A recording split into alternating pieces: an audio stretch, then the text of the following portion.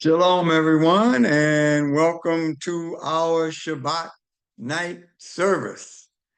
We are excited about all that we're learning and seeing in this word on tonight, and we're going to have an absolutely wonderful time studying the word, and we call this our Torah lessons. Torah meaning instructions, and it's the first 5 books of the Bible. So I say shalom, welcome to our session, and we are excited about all that we're going to go into tonight. There is so much to learn from this particular lesson, and we are excited that we get a chance to go through it together and see what we can all learn from this lesson. So I thank you so much for joining me. We're going to wait maybe a minute or two for those latecomers that are coming in, but my sister, Manaleo, has already joined us. Good evening, and how are you? Well, she's I'm on mute. good. All right, Yeah, she I'm oh, good. good. Well, we're going to wait another minute or so, let everyone get on. You are always the one that is prompt and ready to go. Is that Evelyn with you? Hi, Evelyn. Hello. How are you? Pretty good. How are you? I'm great. Well, I hope you get a chance to sit in and learn a little bit with us as we go through our lesson on tonight. I was there And last week. And yeah, I know you then got I to had be one going. I coming. know my granddaughter just gave us it. But I got to make this run. So I said, okay. And so we're going to give one more minute. And then we got to go because we have so much to cover on tonight. Our lesson 4, titled Vayera. Vayera. Vayera. In Hebrew, that means he appeared.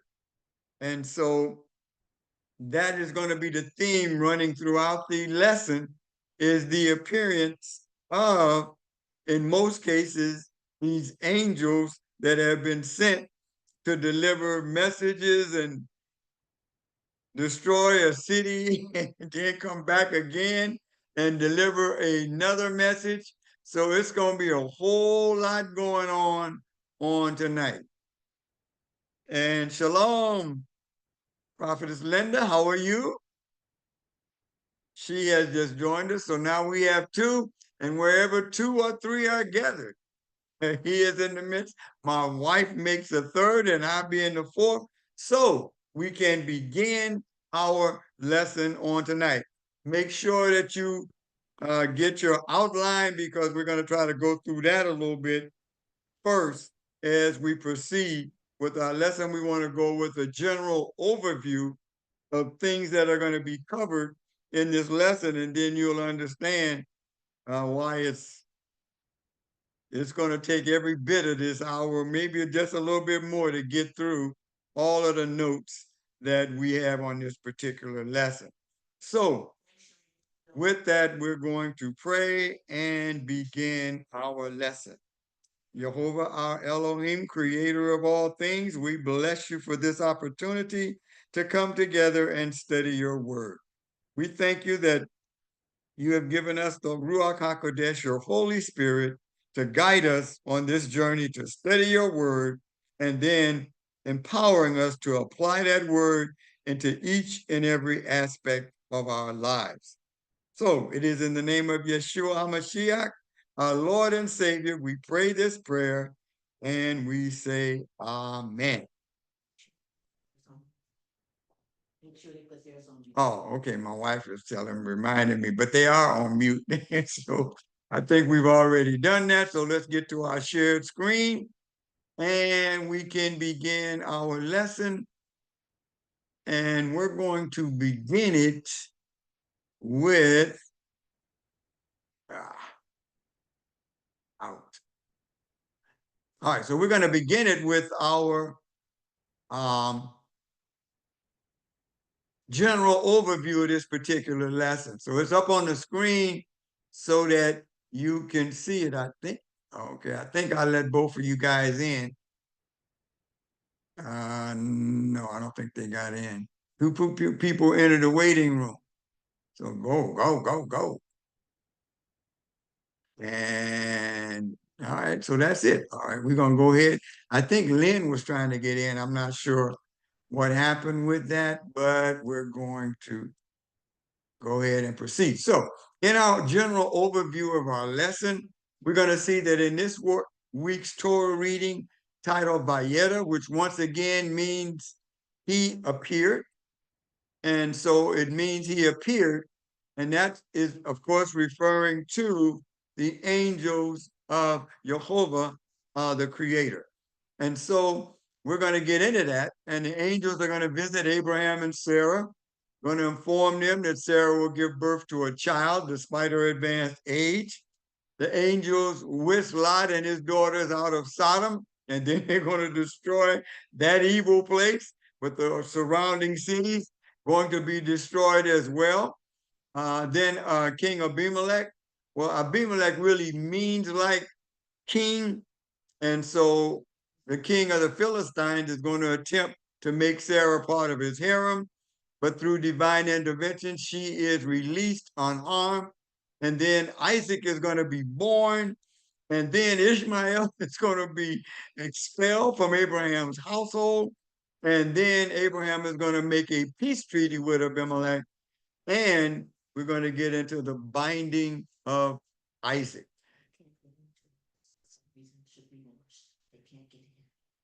What's that? They can't get in. They can't get in. Why?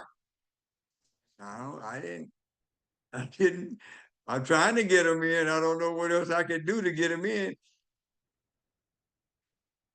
Let me see. I didn't limit the numbers, so they should be able to get in. Mondaleo and Linda got in right away, but something's going on with. Said they never see him in the waiting room. She sent you a note saying she can't get in? Yeah, I'm she said she's in the waiting. I don't know. Waiting just. Well, since we're on record, I got to keep going. I don't know how to. I'm going to have to edit this particular portion, but I hope they can get in. If not, when I see your name come up, it usually says admit. So I'm not sure what is going on with that, but we're going to get into our lesson for tonight. So with that, let me get back into our screen where I am alone, and then I will bring in our lesson notes and take us back and get us into our study for tonight. So this is lesson 4. It's from Genesis 18:1 to 22:24. And it is November 15th, 2024. Lesson 4 of 52 lessons that'll get us through the Torah for the first 5 books of the Bible in 1 year. And so we see all of the things from our general overview that I sent out for our outline. There's so much to cover in this lesson. And unless we get started after each section, I will. Okay, it says 2 people are waiting. Okay, so.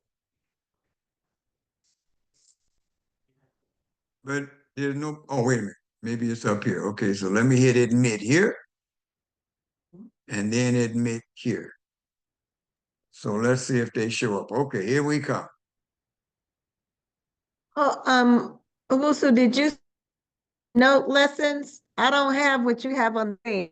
I have Let me get back to that because as well.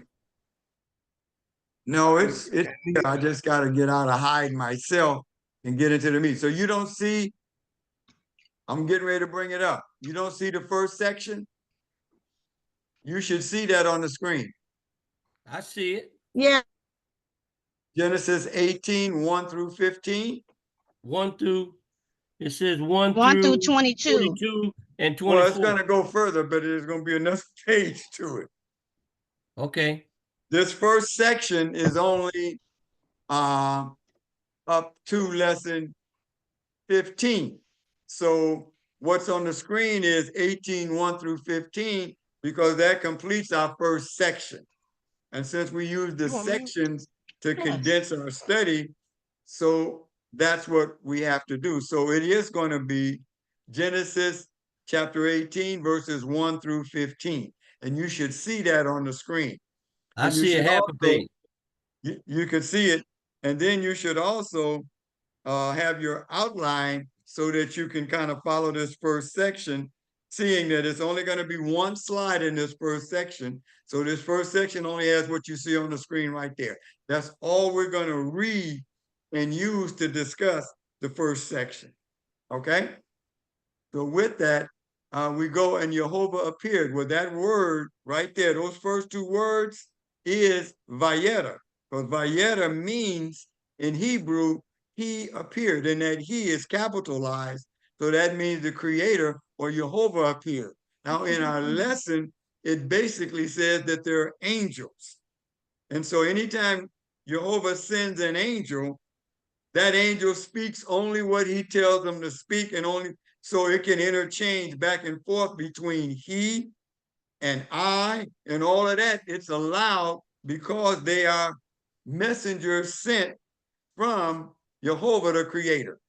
And so it says that he appeared to Abraham by the oaks of Mamre as he sat at the entrance to the tent during the heat of the day. And that he, of course, is Abraham. So remember in last week's lesson, Abraham had just circumcised his whole household. So these lessons are kind of tied together because it is during his healing period that he's sitting out there, and he should not actually be able to get up and go about. But in any case, because of the spiritual nature of Abraham, he's able to do that. And basically, most scholars say that these angels made sure he could do that. In other words, he was healed from the circumcision at this time. So we go on, and it says he raised his eyes and looked, and there in front of him stood three men. So once again, now we see that these angels are appearing to Abraham as humans, as three men. On seeing them, he then ran from the tent door to meet them. So this lets that something had transpired during this period of time, that Abraham is completely healed because he can now run. And so if you're 100 years, 99 years old and you're being circumcised, there's going to be a period where you are immobile. You can't do anything. But this period has ended, and he's able to do that. So then he runs and prostrates himself on the ground and said, "My Lord, if I have found favor in your sight." Now that word Lord is not all caps. So he's basically talking to the messengers or these men, because Lord can also mean master. So he's submitting to these men who have come near his tent, and he sees them and then runs to them. He says, "If I have found favor in your sight, please don't leave your servant." Hospitality.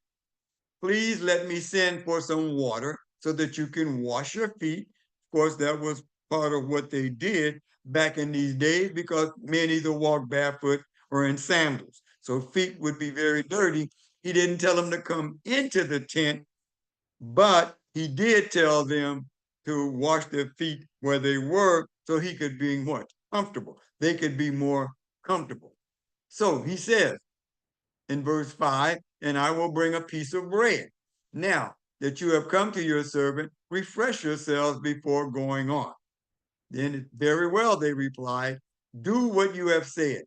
Abraham hurried into the tent to Sarah and said, remember their names are now Abraham and Sarah instead of Abram and Sarai.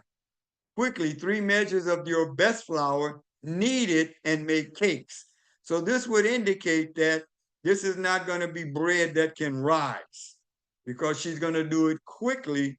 And so therefore, it would be like my mom would sometimes make a skillet cornbread or something like that, where you put this, we did it when we were in Israel, but anyway, you take and put a hot plate there, and then pour this batter on top, make it like a pancake, but it's not going to rise because there is no leaven in it. So then he says, Abraham, verse 7, ran to the herd, took a good tender calf, and gave it to the servant who hurried to prepare it, whoever that servant was, and it could have been actually Ishmael, his son. Then he took curds, milk, and the calf which he had prepared, and set it all before the men, and he stood by them under the tree as they ate. They said to him, where is Sarah, your wife? He said, there in the tent. He said, I will. So now, once again, you can see where these angels are speaking to them. But in the beginning, it said that Jehovah appeared, but there are three men under the authority of Jehovah to do what he says. Now, many people that are believers in Yeshua, Jesus, then say that the chief leader would be Yeshua or Jesus. So after he said that, he said, there in the tent. So then one of them, he said, one of the angels or the chief angel says, I will certainly return to you around this time next year, and Sarah, your wife, will have a son. Sarah heard them from the entrance of the tent behind him. Abraham and Sarah were old, advanced in years. Sarah was past the age of childbearing, so she's like 89 years old. So Sarah laughed to herself, thinking, I am old, and so is my Lord. Am I to have pleasure again? So this is an interesting play on words, because she's not just talking about having a child, but now having pleasurable sex, because for all of their marriage, she never got pregnant. But now this angel is telling her, this man is telling her, I'll come back to you and you will have a child. So her first thought is, yeah, right, after all this time. And so he says, in verse 13, Jehovah said to Abram, so you see how it interchanged from he and I to right there, they use the Yud He Vav He, which is the word for Jehovah, said to Abraham, why did Sarah laugh and ask, am I really going to bear a child when I am so old? Is anything too hard for Jehovah? At the time set for it, at this season next year, I will return to you and Sarah will have a son. So by the time they come back in 12 months, she will already have had the son. Sarah denied it, saying she didn't say, I didn't either laugh. However, because she was afraid. And then he said, or this chief angel says, not so, you did laugh. And basically, we understand that Abram also was just curious as to how this was going to come about, but his laughter was different than Sarah, because her laughter was kind of mocking, yeah, right. And so that's why it says that she was afraid. So it wasn't that she lacked faith, but she was like, yeah, after all this time, now you want to do this? And I'm what, 89? And so for that reason, then she's kind of admonished. And so that helps us understand that doing the different tests or different things in life that we go through, that there are going to be periods when it seems like it's weird. We can't, that ain't going to happen. It's weird. What is going on? But at the same time, we ought to have what? We ought to have faith or trust in the one who said it. And so there's absolutely no necessary way that she would know that this person is, because they came as men. However, when this man prophesies, then she should understand that when he says that this is what's going to happen, he's not acting like just a man. At best, he's a prophet. And so there's a different level of understanding and respect to this man. So with that, that kind of completes this first section of our study, and we'll go back and see if anybody has any questions concerning, let's see in the chat. Looks like somebody got one. Auntie is saying what you have posted on the screen, not what she received. Oh, but you do see it now, right? Okay. All right. So then in this first section, we have been introduced to, it was in the same year as the circumcision. There's many different variables of understanding about this in the studies themselves. However, we see that there were 3 angels that came, and there's an interchange between the people. The interchange is between the chief angel, but there's 3. And so there's a chief angel or a lead that it keeps going back and forth in the text that's speaking to Abraham. Then we're going to see something else begin to transpire when these 2 angels that are going to leave go and deal with Lot and the people of Sodom. So now we're going to get into the second section of our study. And the second section basically says the angels departed. And so let me get out of the chat, pull that up on the screen. I think I can. Now, you should be able to see the second section. Can you see the second section? Somebody unmute yourself and tell me if you can see the second section on the screen. I see it. Okay, in the second section, the angels are going to depart. 2 of the angels, there's 3 that came. Only 2 are going to leave. And Abraham escorts them on their journey. Their destination is the Sodom region, and their mission to destroy the 5 cities of the region. Remember Sodom and Gomorrah? And we learned back earlier when they came, the kings came and captured them, that there are basically like 4 cities around in that area. So all of them are going to be destroyed by Jehovah through these angels. They're going to, one of them has the responsibility of what? Rescuing Lot, Abram's nephew, and his family who resided there. So once again, when they look out, they see what Lot saw, which is a beautiful area. It is a magnificent looking area, so much so that Lot told Abraham, I'll go there and set up my camp there, and you can go whichever way you want to go. But when they had that dissension among the herders, then he chose that. So the angels are seeing exactly what Lot saw when he looked out over that land. And another area we want to remember about this is that this area in Sodom and Gomorrah is part of the land of Israel that was promised to Abraham and his descendants.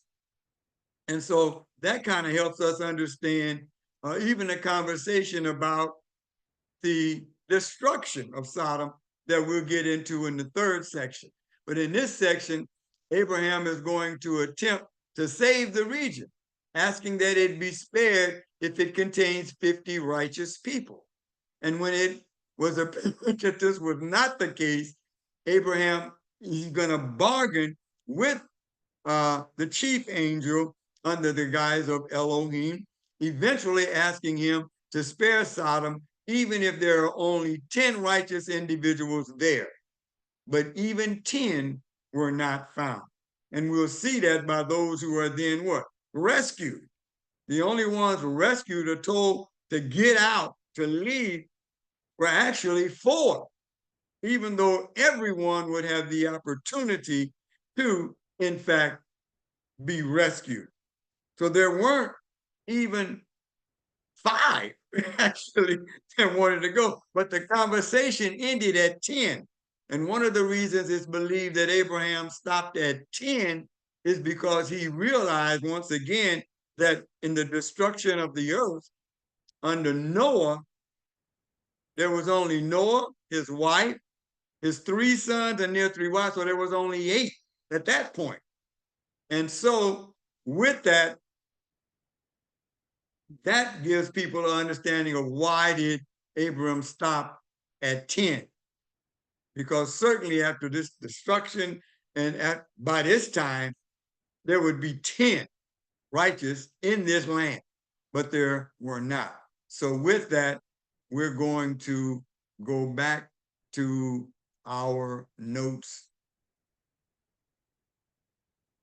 and our second section as we read 16, Genesis 18, verses 16 through 26.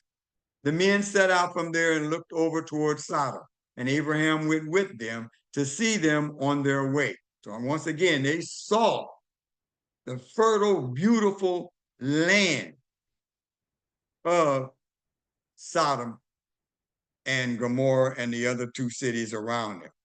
Jehovah said, should I hide from Abram? So once again, you see this interplay where in Hebrew, it'll give the Yude Vave, those 4 letters, but in actuality, that can be interchanged because of the fact that they are directly sent from Jehovah the Creator to do this task. He says, should I hide from Abram what I'm about to do, inasmuch as Abram is sure to become a great and strong nation, and all the nations of the earth will be blessed by him. Verse 19, for I have made myself known to him, so that he will give orders to his children and to his household after him to keep the way of Jehovah, the way of the Lord, and to do what is right. So since Abraham has been given the task and he's in the line of righteousness to teach others, then Jehovah is going to give him an opportunity to intercede on their behalf and also to teach his children and his other descendants, grandchildren and others, to not be as evil as this area and the penalty for doing that.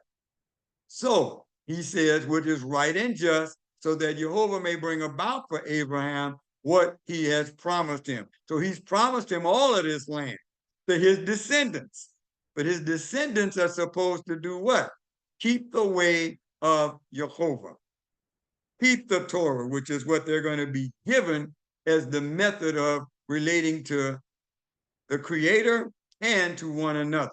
Verse 20, Jehovah said, the outcry from Sodom and Gomorrah, which is kind of the Hebrew way of writing that, is so great and their sin so serious that I will now go down and see whether their deeds warrant the outcry that has reached me.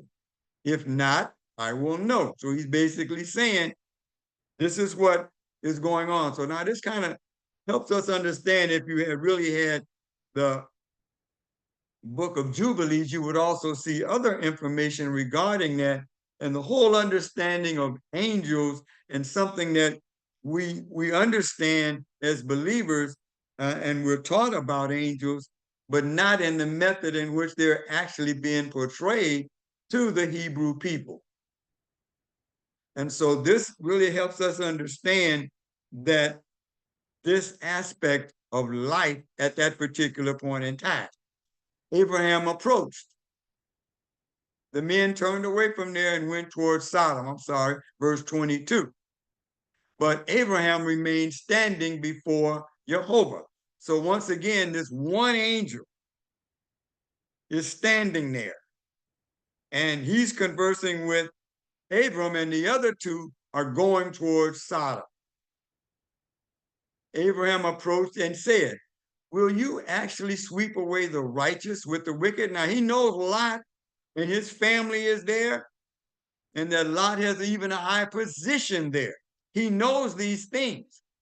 So then he comes in and tries to intercede, which is really the job of the children of Jehovah, which we are one. Our job is to intercede on behalf of the righteousness of the Creator and the right standing that we have been placed with him in our trust in Yeshua or Jesus.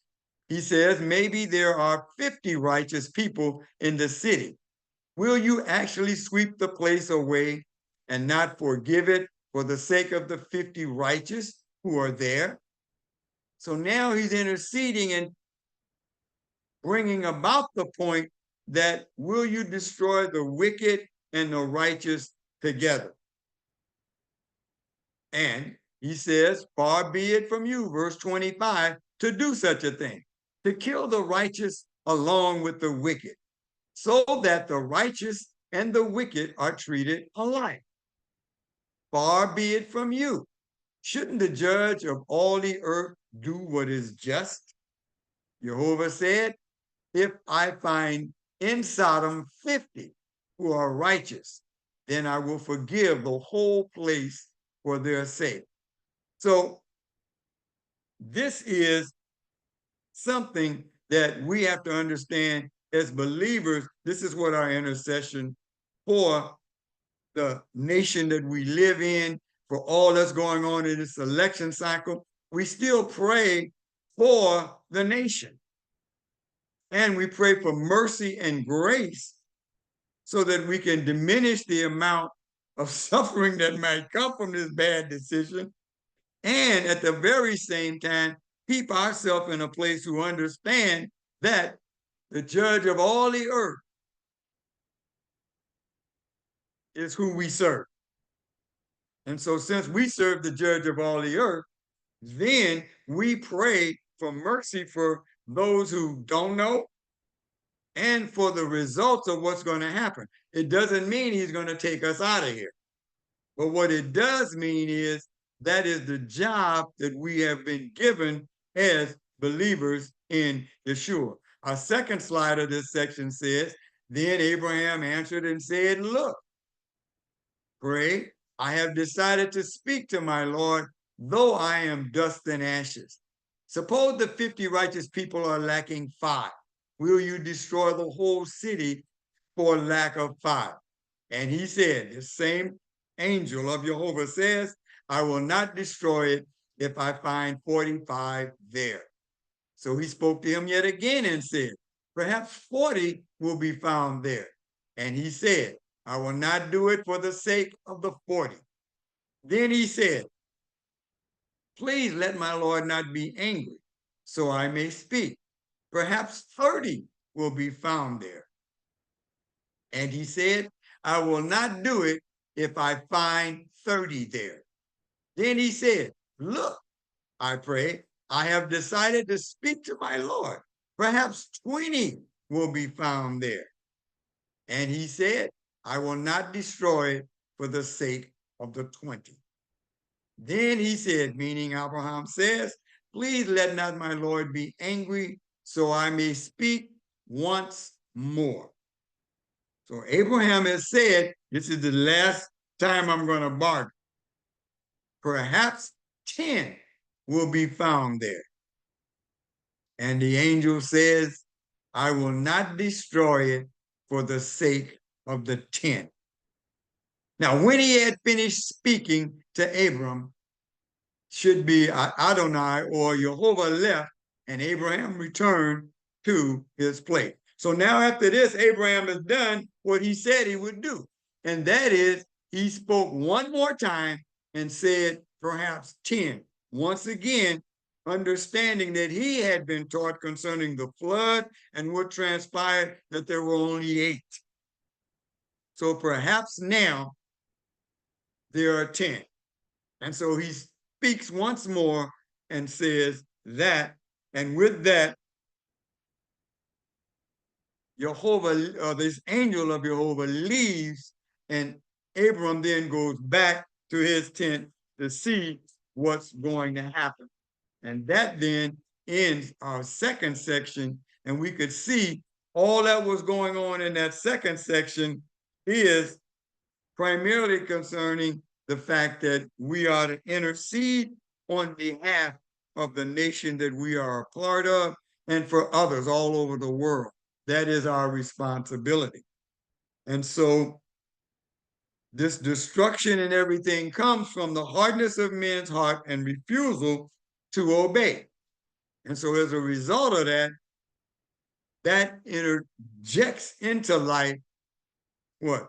The curses that come with disobedience.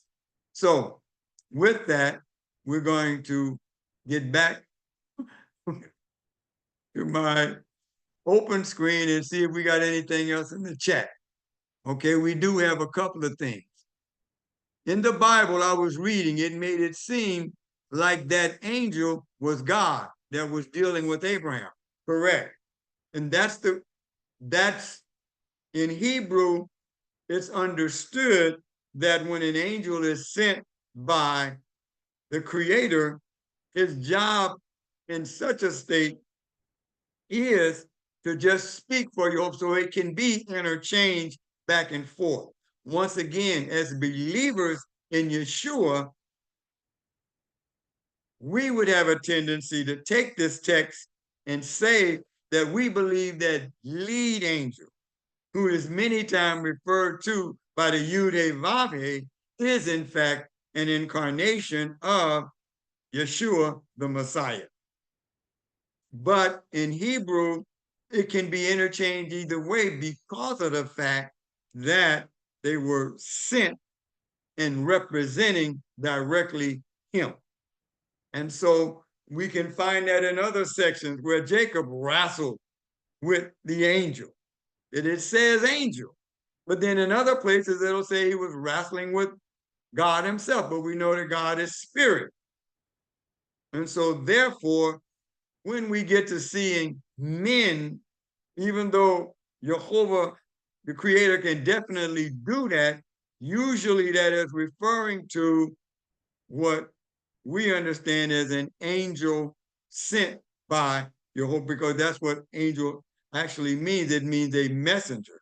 And when it's the angel of Jehovah, then that directly tells us that it is an angel sent by Jehovah for the task of doing that. And then Halifu says that my understanding is that that was Jesus. So that is another aspect of reading that and saying that that one identified as like the chief of the three and the one who's making these proclamations to Abraham is in fact Yeshua. Once again, though, when we get into Sodom, we're going to see these angels speaking in a manner by which they have been given direct authority to do this. So we'll see that interchanging once again with what goes on there. So with that, we're going to get into our third section, which is going to be 2 slides, and it's basically going to go like this. So let me get out of the question. If there's no more questions, then we will go forth and get into our third section so that we can try to get through this. So now let me bring up our third section and kind of read that right quick. The third section, we will see the angels arrive in Sodom, and Lot invited them to his home to eat and rest, which would be what? That would be that good hospitality that he had learned from the time he was with Abraham. And it goes on, word of Lot's guest spread throughout the city, a city that abhorred all acts of kindness. So this shows you one of the other reasons that they're going to be destroyed, because they are so greedy, so selfish, and so immoral, because each one of those greed, selfishness, immorality is kind of a hardening of the heart to such a degree that there is nothing that is going to bring you out of that.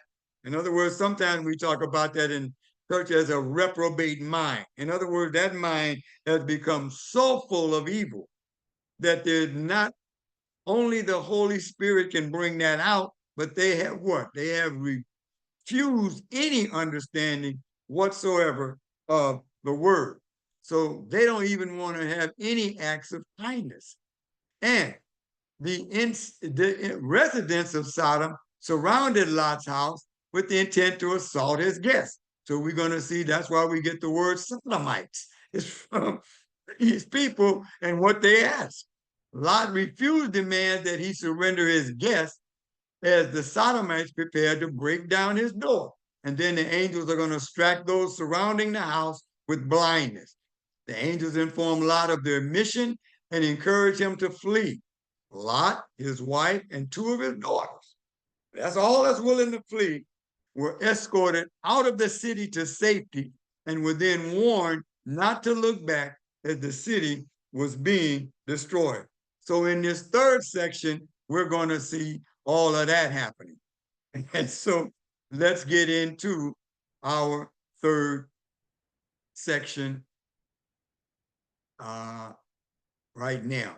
And it's going to be 2 slides, and it's going to get us all the way from Genesis 19, verses 1 through 11, all the way, then all the way to verses 12 through 20. So that's why we're going to have to do 2 slides for this. So then we get the 2 angels came to Sodom that evening when Lot was sitting at the gate of Sodom. Right here, sitting at the gate probably means that he was judging. So he was an official of the city, and he was sitting at the gate of Sodom. Lot sees them coming and then gets up to greet them and prostrated himself on the ground in humbleness before these men. He said, "Here now, my lords, or these masters, or these men, please come over to your servant's house, spend the night, wash your feet, get up early, and go on your way."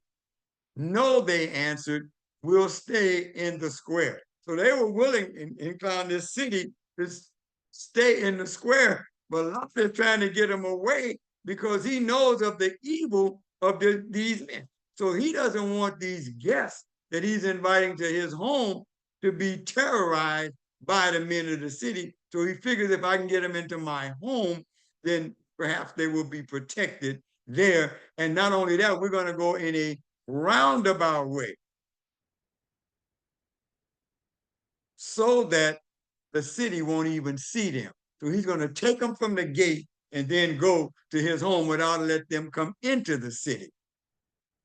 But Lot they said, "No, we'll stay right here." He said, "No," but he kept pressing them.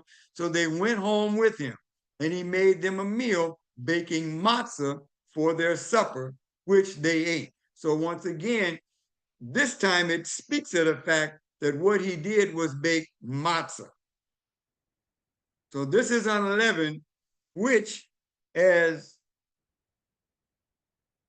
for this particular meal, because it's in a hurry, would help us understand why that was so, and not baking them a loaf of bread, which would take more time. But before they go to bed, verse 4, the men of the city surrounded the house, young and old. That lets us know that they were all, the elders and the young, were there, but it mentions the young first because, of course, they're going to rush in and be a mob before the elders who would maybe try to reason a little bit with them. Young and old, everyone from every neighborhood of Sodom. So all inside the Sodom, from all of this area, they're coming. They called Lot and said to him, "Where are the men who came to stay with you tonight? Bring them out to us." So Lot was able to take them away from the gate and a roundabout way to his home. But even so, the word had gone out that they saw Lot doing this. So Lot, verse 6, Lot went out to them and stood in the doorway, closing the door behind him, and said, "Please, my brothers, don't do such a wicked thing. Look," verse 8, "look here, I have 2 daughters who are virgins. Please let me bring them out to you, and you can do with them what seems good to you. But don't do anything to these men, since they are guests in my house." Now, there's a lot, when you look at verse 8, there's a lot of controversy about why would this man offer up 2 daughters? And then later on in the text, we're going to find out that his son-in-laws. So that means that these two daughters were basically bequeathed to be married to some men. The fact that he says there's a virgin means it hasn't been consummated yet, but they are back in the betrothal period. So he's then chastising them in this statement that he's making. Why? Because they're saying, we want to have sex with them. So Lot is saying, look, you can't be that wicked that you're going to rape my guests. You know the rules for guests in a person's home. You don't do that, but we already learned that they abhorred, or they had nothing to do with any kind of kindness. They were so immoral, they do whatever they wanted to do. So when we look at that, it's not just that Lot is saying to his two daughters, get out there and let them men have their way with you. He's basically, another way of looking at it is he's basically saying, you're trying to have sex with men? Well, then I'll send my daughters out. How about that? Always trying to make them aware that they should not try and rape these men. But they say in verse 9, stand back. They replied, this guy came to live here, and now he decided to play judge. Well, he was judge. Talking about Lot. He was at the gate as a judge. For that, we'll deal worse with you than with them. So now they're going to say, we're going to do worse to you than we're going to rape them, but we're going to do worse to you than we're going to do to them. Then they crowded in on us. So now they're getting ready to bust into the house and do whatever they want to do. It's just mob mentality in order to get close enough to break down the door. But the men inside, these angels inside, right, reached out their hands, brought Lot back into the house to them, and shut the door. Then they struck the men at the door of the house with blindness, both small and great, so they couldn't find the doorway. So now, in order to slow these men down from this evil that they're trying to do, they were stricken with blindness. So now that you can't see, there is obviously going to be confusion, but it's not about breaking into the house anymore. It's about what's going on. So this is going to give time for this situation to calm down. Because their job of the angels is to get Lot and his family out of there. They didn't kill these men, but they struck them with blindness. The fire and brimstone that's coming out, it's going to kill them. All right, so then we go to the second slide of the third section, and that'll be Genesis 19, verses 12 through 20. The men said to Lot, meaning what? The two angels, do you have any people here besides yourself? Whomever you have in the city, son-in-law, your sons, your daughters, bring them out of this place, because we are going to destroy it. So now they're telling Lot what their mission is. He struck those men with blindness, snatched Lot into the house. So Lot recognizes, hold on, there's something about these people, right? He struck these men with blindness, so these ain't just men. There's something special about these men. So Lot then goes out and spoke with his sons-in-law who had married his daughters. So they were betrothed to his daughters, but Lot says that they're virgins, so they really hadn't been, consummated yet. He says to them, get up and leave this place, or go with us, because Jehovah is going to destroy the city. But his sons-in-law didn't take him seriously. Get out of here. We don't know what you're talking about. Well, wait a minute now, you've been stricken with blindness. So this is mercy and grace saying to you, you see what has happened, go with us. They said they didn't take him seriously. Verse 15, when morning came, the angels told Lot to hurry. Get up, they said. Lot is still trying to protect the city, and the angels are saying, take your wife and your 2 daughters. That's only 4 who are here. Otherwise, you will be swept away in the punishment of the city. But Lot is still trying to not go, trying to gather his stuff together. He wants to pack up and put, all this in a wagon or something, but they said it ain't no time for that now. So the men took hold of his hand, his wife's hand, and the hands of his 2 daughters. And we see that Jehovah, the text will say in the complete Jewish Bible, was being merciful to him and led them, leaving them outside the city. When they had brought them out, he said, now flee for your life. Don't look behind you and don't stop anywhere in the plain. You don't want to see what's going to happen. We don't want that to be in your mind. So do not look back. Flee, go.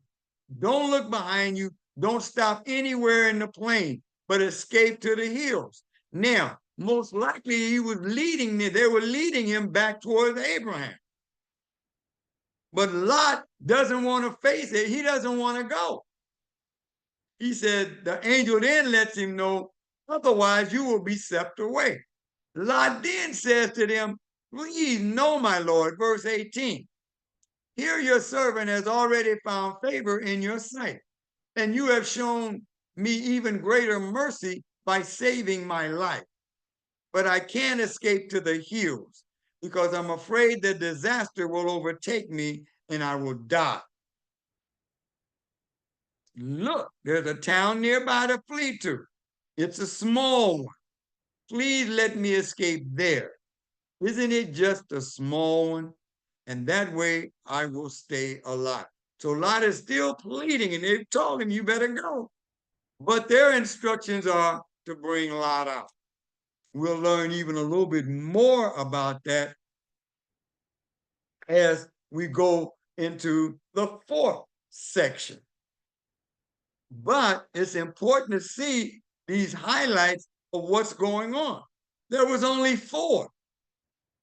Lot, his wife, and the 2 daughters. Everyone else is going to be killed and destroyed. It didn't say he didn't have any more children. However, his son-in-laws weren't going, but his daughters is going with dad. He said, bring them out because we're going to destroy it. All right. And so with that, we kind of end the 3rd section, and we're getting ready to go into the 4th section, which is very long. It's a very long section, but we have some more questions. Let me look in the chat. No, we don't have any more questions.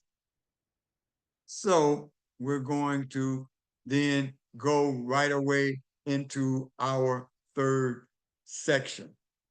So with that, our 4th section. So let me since there are no questions, we're going to go into the 4th section. So I'm going to bring up the 4th section on the screen so that if you didn't copy it, you can see it. And the 4th section says, Elohim rained fire and sulfur on Sodom and then overturned the entire region. Remember, there's 4 cities there, plus this little city that had been emerging from this particular area. And evidently that city had not reached the level of wickedness of these 4. Lot's wife looked back and was transformed into a pillar of salt.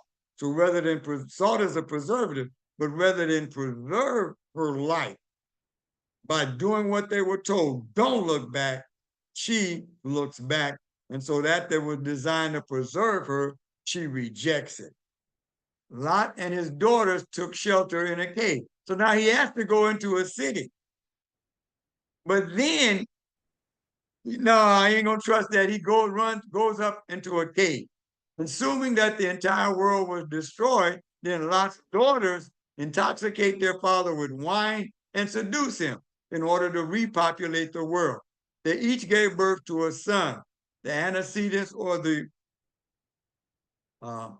head of the Ammonites and the Moabite nations. So the 2 children from the daughters, Moab and Ammon, then become the head of the Moabites and the Ammonites nations. Abraham relocated to the Philistine city of Gerar. He leaves now and goes to Gerar from the place he was, which is most believed to be around Hebron. Abimelech, the king of the Philistines, took Sarah, who was presented as Abraham's sister. So once again, he goes into this land, but he had told Sarah, whenever we go in, I don't trust these men, so just say you're my sister so that they don't kill me. So then Abimelech takes Sarah, and puts her in his palace. Elohim afflicted the members of Abimelech's palace with a disease and appeared to Abimelech in a dream, warning him to return Sarah to her husband. Her husband Abraham. Abimelech obeyed and also showered Abraham and Sarah with gifts. And he and his household were healed. And we're going to see that Abraham is going to be asked to, in fact, pray for them because Jehovah is going to tell him in this dream that that's a prophet. You need him to pray for you, otherwise you're going to die. Then we're going to see Sarah conceive at the age of 90. So now in that next year, she is going to have a son, and his name is going to be Isaac.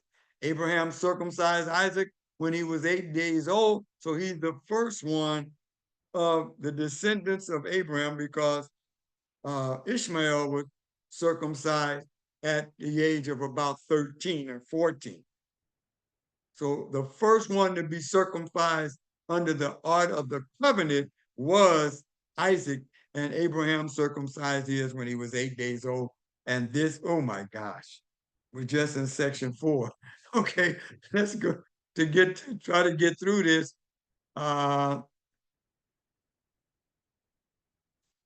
This fourth section. He replied, wait a minute, how do we get to this? Okay, he replied, I agree to what you have asked. I won't overthrow the city which you have spoken. So now it goes back up to where they were talking. He said, hurry and escape to that place because I can't do anything until you arrive here.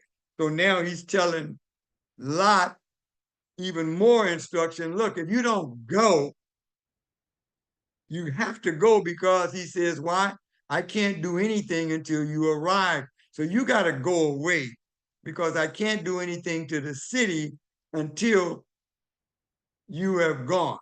For this reason, the city was called Zoar, which means small. By the time Lot had come to Zoar, the sun had risen over the land.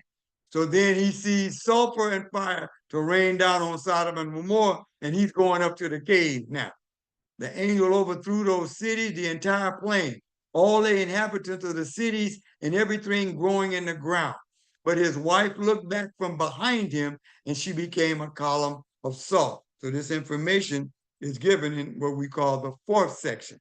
Abraham then gets up early in the morning, went to the place where he had stood before Jehovah and talked about this land and looked out towards Sodom and Gomorrah, scanning the entire plain. There before him, the smoke was rising from the land like smoke from a furnace. So everything that Lot once saw down there completely wiped out and in fire away from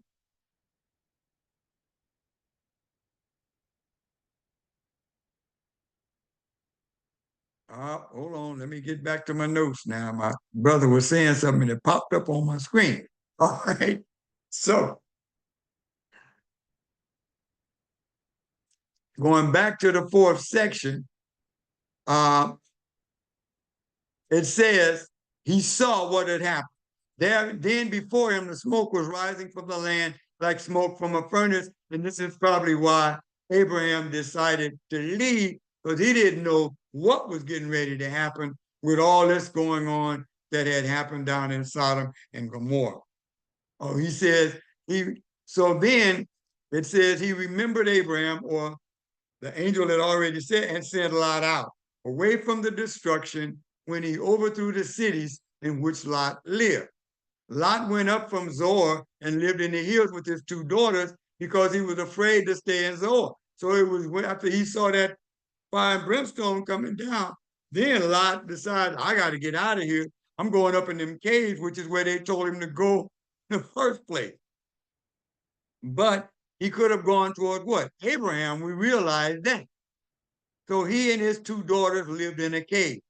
Then while they were there, the firstborn said to the younger, our father is old, and there isn't a man on earth to come to us. Now, the whole earth was not destroyed. Only they had those cities in Sodom and Gomorrah, although that's where they had been born and raised. However, the whole earth wasn't destroyed, but in their mind, based on what they had seen, and that's why the angels told them, don't turn around and look, because in their mind, everything on earth had been destroyed, but it had not. They said, our father is old and there isn't a man on earth to come into us in the manner customary in the world. So in other words, we have to repopulate the earth. Once we come out of this cave, we need to repopulate the earth, and the only man is our father, and we're the only women. And the only way that's going to happen is for us to have sex with our father. They know their father probably ain't going to have that. So they say, come, let's have our father drink wine. Interesting. Where they get the wine from? Where did they get this wine? So he says, then we'll sleep with him. And that way will enable our father to have descendants. So a lot of information is here, but it raises questions. Why did they think they were the only people on earth left? Why did they think that? And what did they do? Is that what they took from the city to go up into the cave? Was wine? They said, then we'll sleep with him, and that way we'll enable our father to have descendants. It goes on. So they, plied their father with wine that night, and the older one went in and slept with her father. He didn't know when she lay down or when she got up. So in other words, father sleep, she's going to get naked, lay next to him. He's going to in such a drunken stupor that he's going to have sex with her.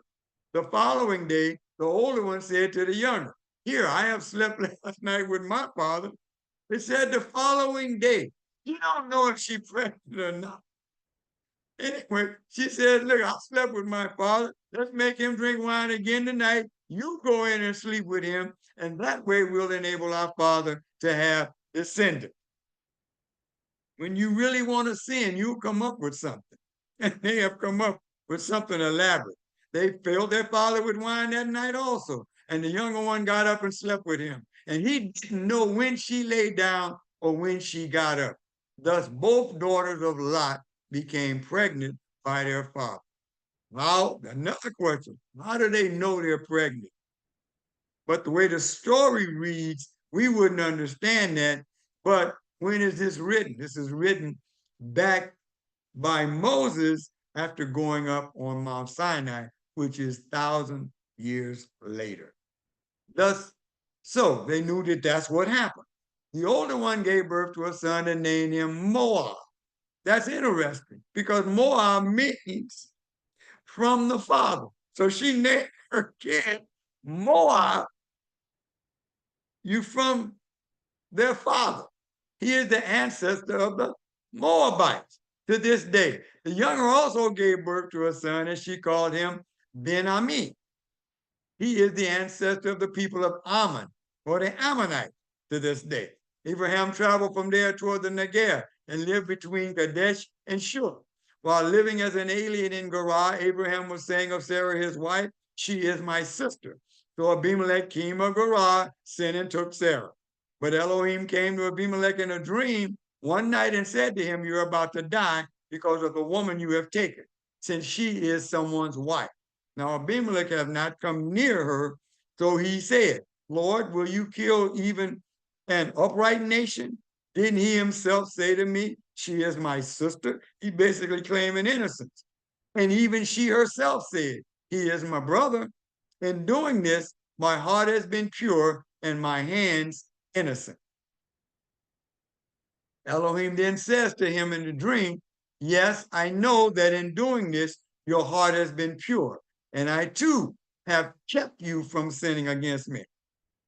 That's why we're doing this quick. We're having this quick conversation. Because even in this dream, you may decide to sin. That is why I didn't let you touch her. Therefore, return the man's wife to him now.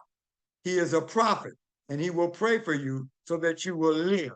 But if you don't return her, know that you will certainly die, you and all who belong to you. So now everybody in your house, everyone that's a relative of yours is going to die if you don't quickly return her. Why? Because given time, you're going to come up with an excuse. So I'm giving you an opportunity to quickly handle this business. It says what? Verse 8, Abimelech got up early in the morning, called all his servants and told them these things. And the men became very afraid. Then Abimelech called Abraham and said to him, what have you done to us? How have I sinned against you to cause you to bring to me and my kingdom a great sin? You have done things that are not just to do. Abimelech went on asking Abraham, whatever could have caused you to do such a thing? Abraham replied, it was because I thought there could not possibly be any fear of the Creator in this place. So they will kill me in order to get my wife. But she actually is also my sister. This is also going to be a play on words because she is actually the daughter of his father's brother, and not what he's going to say, the daughter of my father. No, she's the daughter of his father's brother. But in their understanding of the words that are being spoken at that time, it's okay to interplay this. And not the daughter of my mother. So she's definitely not that. But it would make one think in this reading that she is what?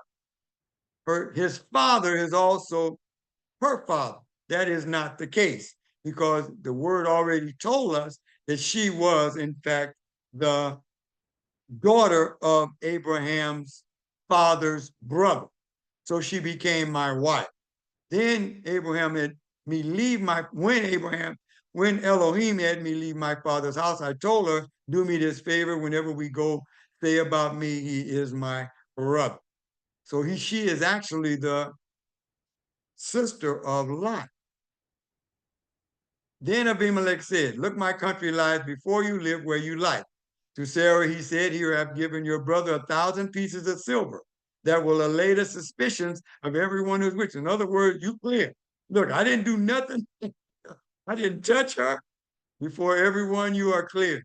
Abraham prayed to Elohim, and Elohim healed Abimelech and his wife and slave girl so that they could have children. For Jehovah had made every woman in Abimelech's household infertile on account of Sarah, Abraham's wife. This is also information that is being revealed by the writing of the Torah, information that is coming a little bit later. So with that, we're going to go into now the 5th section. But I'm going to go back and see if there are any questions about what we have just gone through. But man, it takes more time than an hour, obviously. So with that, let's go back, see if there are any questions. And I see there are. So let's see. Abraham did not lie because his wife was his half sister. Well, just to clarify that,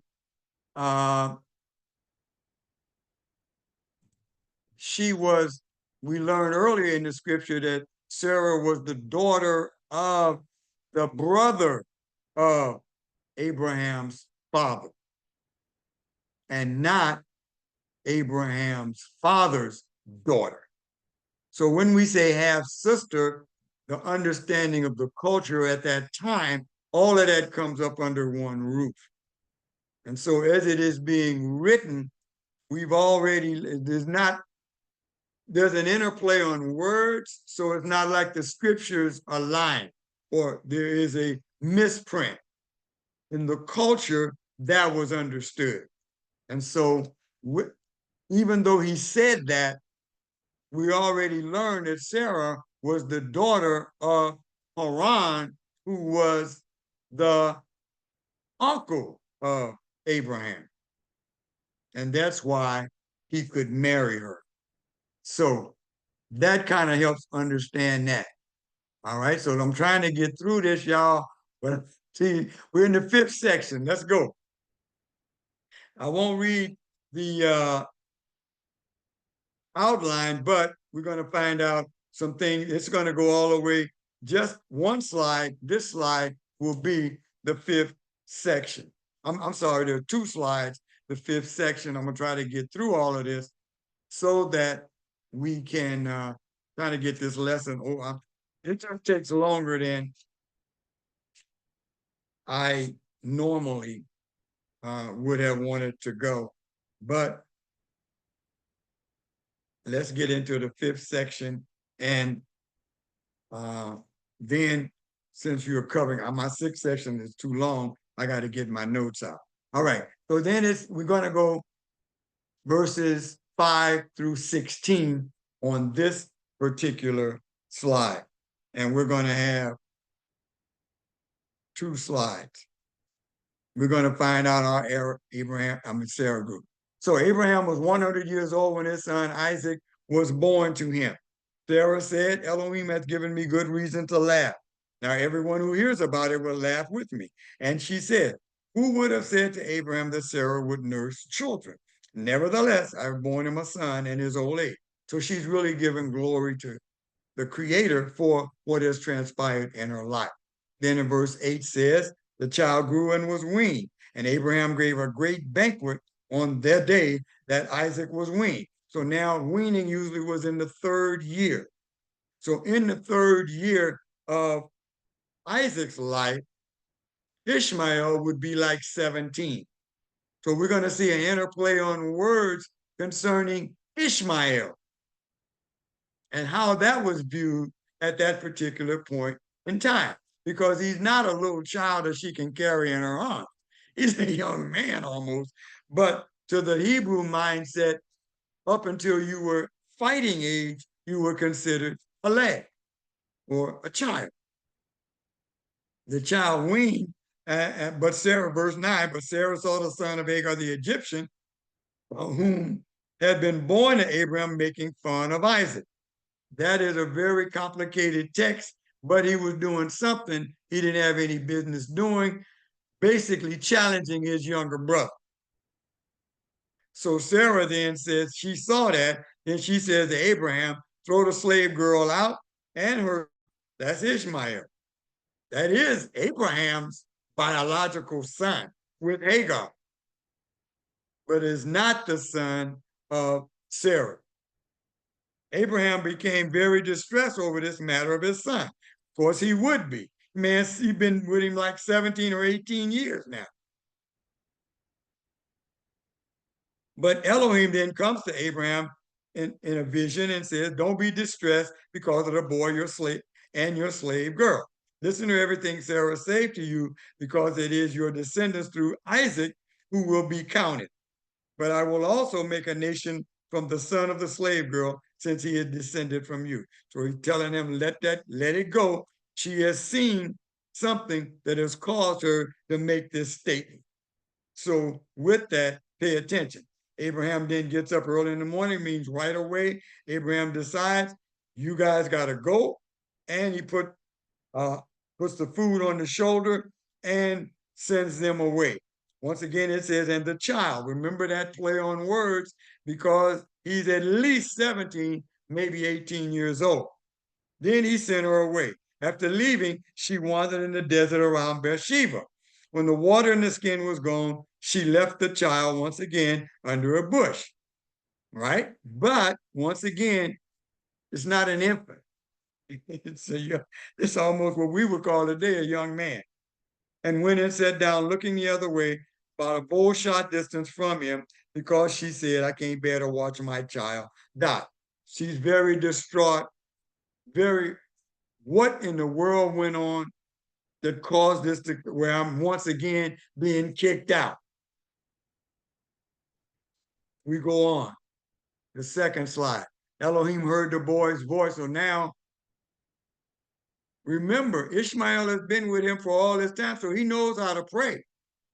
And so he's praying now, what is going on? Why am I kicked out, even though I know he was given the reason, but was it a justifiable reason in his mind? He said, get up, let the boy, and lift the boy up. In other words, stand him up. All right, not like he's an infant, and hold him tightly in your hand. Once again, his hand and arm, same thing. Hold him in your hand because I'm going to make him a great nation. Then Elohim opened her eyes and she saw a well of water. So she went, filled the skin with water, and gave the boy water to drink. Elohim was with the boy and he grew. He lived in the desert and became an archer. He lived in the Paran desert, and his mother chose a wife for him from the land of Egypt. Remember, Hagar was one of a princess of Pharaoh. And so she had royalty, but now she's gotten her mind back over the distress and distraught of what had just transpired in her life. The angel has assured her everything is going to be fine. She goes, takes Abraham with her, and they go to Egypt. There she finds a wife for him. And then from there, they will come back to this land. And we're going to see this land come up again in the wanderings of the children of Israel. All right, with that, we're going to get to the 6th section. And I'm going to pick up your questions at the end because I want to try to get through this in the next 5 or 10 minutes. In the 6th section, we'll see that at that time, Abimelech and Pichol, the commander of his army, spoke to Abram. They said, Elohim is with you. In other words, your God is with you in everything you do. Therefore, swear to me here by Elohim that you will never deal falsely with me, my son, or my grandson. That's 3 generations. But according to the kindness which I have treated you, you will treat me and the land in which you have lived as a foreigner. Abraham said, I swear. Now, Abraham had complained to Abimelech about a well. So part of this bargaining is he tells Abimelech's servants had taken one of the wells that belonged to his servant, to him. Abimelech answered, I don't know what has done this, who has done this. You didn't tell me when I heard about it, only today. So now he's claiming ignorance. Abraham took sheep and cattle and gave them to Abimelech, and the 2 of them made a covenant or made an agreement. Abraham put 7 female lambs from the flock by themselves. Abimelech asked Abraham, what is the meaning of these 7 female lambs you have put by themselves? Abraham answered him, you are to accept these 7 lambs from me as a witness that I dug those wells. Now we're making a covenant agreement, not only about the fact that I won't grow so large that I'll attack you or your people, but at the very same time, you're swearing that that well does belong to me. This is why that place was called then Beersheba, after that point, of the place of the 7 wells, because they both swore an oath there. When they made the covenant at Beersheba, Abimelech departed with Pichol, the commander of his army, and returned to the land of the Philistines. Abraham planted a tamask tree in Beersheba, and there he called on the name of Jehovah, the everlasting Elohim. Abraham lived for a long time as a foreigner in the land of the Philistines. So now in this 7th section, we're getting ready to get away from Abraham, preparing to get away from Abraham with the covenant that he's going to make with God now by the sacrifice of his son Isaac, which is in Genesis chapter 22. After these things, Elohim tested Abraham. He said to him, Abraham, he answered, here I am. He said, take your son, your only son, whom you love, Isaac, and go to the land of Moriah. This is Mount Moriah, which is where the temple is going to be built at a later date. There you are to offer him as a burnt offering on a mountain that I will point out to you. Abraham got up early in the morning, being obedient, even though he's never been taught anything positive about sacrificing children. And by this time, the lad is no longer an infant at all. He's about 15 years old. He cut the wood for the burnt offering, departed, and went toward the place Elohim had told him about. On the 3rd day, Abraham raised his eyes and saw the place Elohim had told him about on the distance. Abraham said to the young men, he took 2 men with him. He said, stay here with the donkey. I and the boy will go there, worship, and return to you. So he's already prophesying to them that we're coming back, me and him, even though he had been instructed to sacrifice him there. Abraham took the wood for the burnt offering and laid it on Isaac, his son. Then he took in his hand the fire and the knife, and they both went on together. Isaac spoke to Abraham, his father. My father, he asked as they're going on their way. He answered, here I am, my son. He said, I see the fire and the wood, but where is the lamb for the burnt offering? This is not no lad, little bitty. This is somebody, almost 17 years old. Abraham replied, Elohim will provide himself the lamb for a burnt offering, my son. And they both went on together. So Isaac is asking questions because where they going, you don't see no lamb. They came to the place Elohim had told him about, and Abraham built the altar there, set the wood on the fire. But then he binds Isaac, his son, and laid him on the altar. So he's binding someone that is obviously old enough to fight back, but he is willingly going to allow this to take place because he trusts his father. Then Abraham put out his hand and took the knife to what? Kill his son. Paul really explains this very nicely when he talks about the fact that Abraham understood that his son, Isaac, his son, was the son of the promise. And if I kill him, he's going to resurrect him. So we still going back. Even if I have to kill him, you're going to resurrect him. So the angel called out to him and said, don't lay your hand on the boy. Don't do anything to him. For now I know that you are a man who fears Elohim because you have not withheld your son, your only son, from me. So you see the interplay there. The angel says, the angel of Jehovah then says, for now I know that you are a man who fears Elohim because you have not withheld your son, your only son, from me. So you see the interplay of words here, but it's because this was being done in such a manner that Jehovah had given these instructions, then you can have that interplay of words. Abraham raised his eyes and looked, and there behind him was a ram caught in the bushes by its horns. Abraham went and took the ram and offered it as a burnt offering in place of his son. Abraham called the place Jehovah Yireh, or what we say in the church, Jehovah Jireh. There's no J, so it's Jehovah Yireh, Jehovah who will see to it, or Jehovah provides. As it is said to this day, on the mountain Jehovah is seen. The angel of Jehovah called to Abraham a second time out of heaven. Once again, it says the angel of Jehovah is saying this. He said, I have sworn by myself, says Jehovah, that because you have done this, because you haven't withheld your son, your only son, I will most certainly bless you, and I will most certainly increase your descendants to as many as there are stars in the sky or grains of sand on the seashore. Your descendants will possess the cities of their enemies. This has been a very traumatic situation, but obedience has brought about a furthering of the promise of encouragement to Abraham, because you obeyed my order. So Abraham returned to his young men, just as he said. They got up and went together to Beersheba. Interesting. And Abraham settled in Beersheba. The reason I highlighted that is because it doesn't really say that Isaac went with him. There's a whole lot to that, but I can't go into that right now. Afterwards, Abraham was told, Milcah too has borne children to your brother Nahor. Who's his firstborn? Buz, his brother Kamuel, and the father of Aram. Kesed, Hazol, Pildash, Yidlaf, and Batau. Batau fathered Rivkah, Rebecca.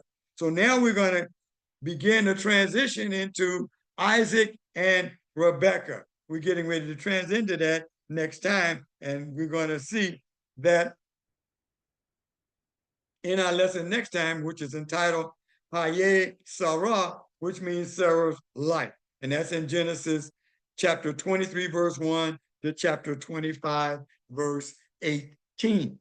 So let me quickly try to get up and get out so that I can see if there's anything else in the chat. And know everybody tired now. So there's nothing new in the chat.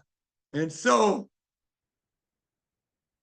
we will then leave this lesson unless you got something you want to say. We're going to get out of here because I have gone 25 minutes over.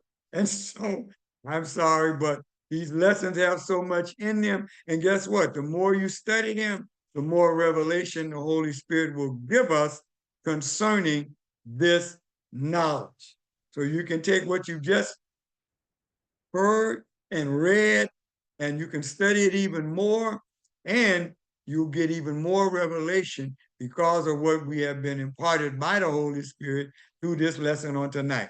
So with that, we're going to close with the priestly blessing from Numbers chapter 6, verse 24 through 26. May Jehovah bless you and keep you.